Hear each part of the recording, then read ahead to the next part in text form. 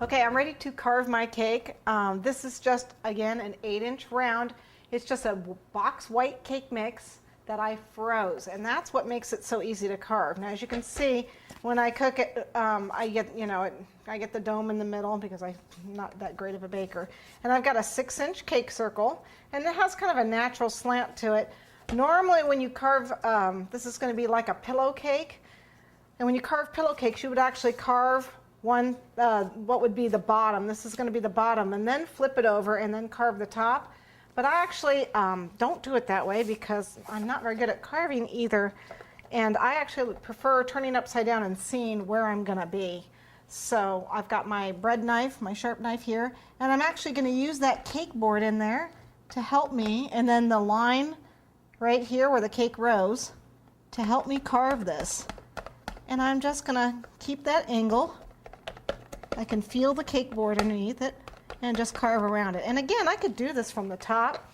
And if it's easier for you, by all means, do it from the top. You can use the cake board and again, that same line to get it.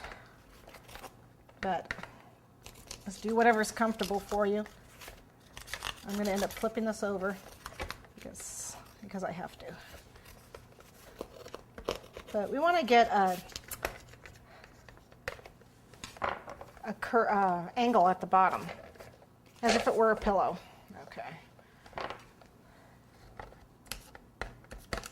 And I may even go more than that 6 inches. I may even go in a little bit further, just because.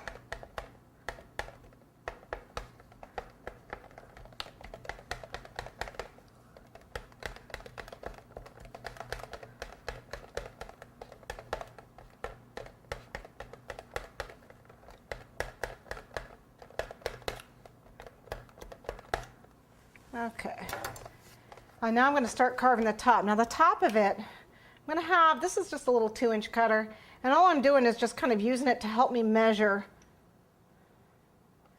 about how much I want to carve away. I don't want to carve away quite that much. Start with just a little bit and then carve a little bit more. Again, that's about the center, so I'm going to start at an angle.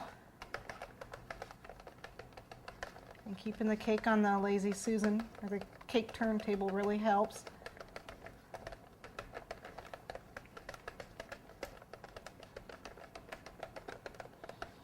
Try not to carve too much of it out. I save these scraps because we are going to use them later on. Okay, now I'm going to start carving a little bit more and try and get a little more even.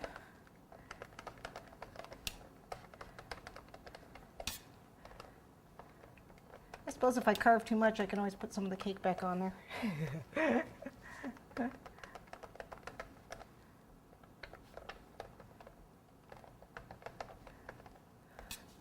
Okay, so we look and we see, do we have that pretty level around? I actually did a pretty dang good job of that, didn't I? Okay, let's cut this in a little bit more. At this point, I think I can flip it over. I think at this point we're okay to flip it over and just give it a nice trim. And I think I'm going to slant it just a little bit more. I'm going to slant just a little bit more just because I want a little bit more of a slant. I like a nice slant to my flying saucer. Okay, that looks pretty good. Okay, we're just going to crumb coat our cake now, and I do just a very thin crumb coating before I cover it with fondant. But you do want to make sure you crumb coat the entire thing. Looks like we've got a coating on here. I'm going to go ahead and roll out my fondant.